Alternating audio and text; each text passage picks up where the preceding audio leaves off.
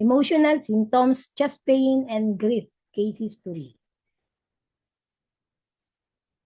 A 57-year-old woman presented with the main complaint of pain in the chest. As she was speaking, the author observed that her eyes were quiet, lusterless, and lacking in shine. This always points to an emotional origin of the problem. The author asked her how long she had the chest pain, and she replied that it had started after the husband's death a few years before. Her tongue was swollen with a red tip, and her pulse was slightly slippery, but very slightly tight on the lung position. Diagnosis: this is a very good example of the effect of grief. The grief from the husband's death had initially caused a deficiency of the heart and lungs. With time, this had caused some stagnation of qi in these two organs. The stagnation of heart qi manifested with red tip of the tongue, and the stagnation of qi in both heart and lungs caused the chest pain. As this condition was long-standing, the depletion is in simultaneous stagnation of lung qi had disrupted the movement and transformation of qi and fluids, giving rise to some phlegm in the chest, which contributed to the chest pain. The phlegm was indicated by the swelling of the tongue and the slippery pulse.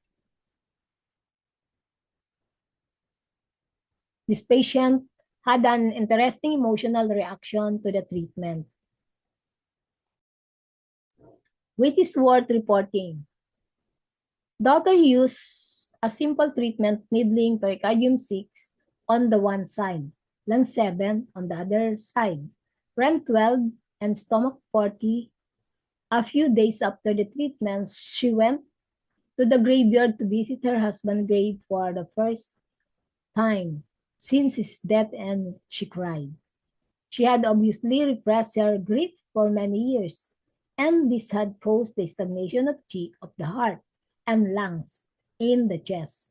Another emotional reaction a few days after the treatment was that for the first time, she experienced anger at work.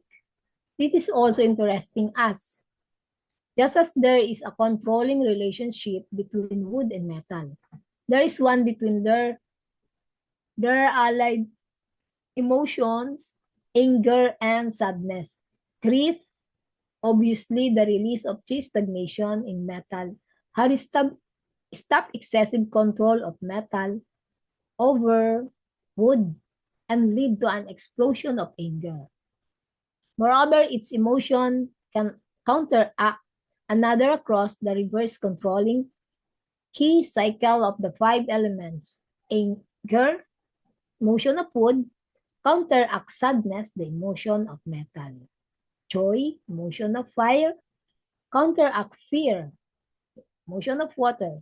Persiveness for earth, counteracts anger, wood, and etc. Thank you for your listening.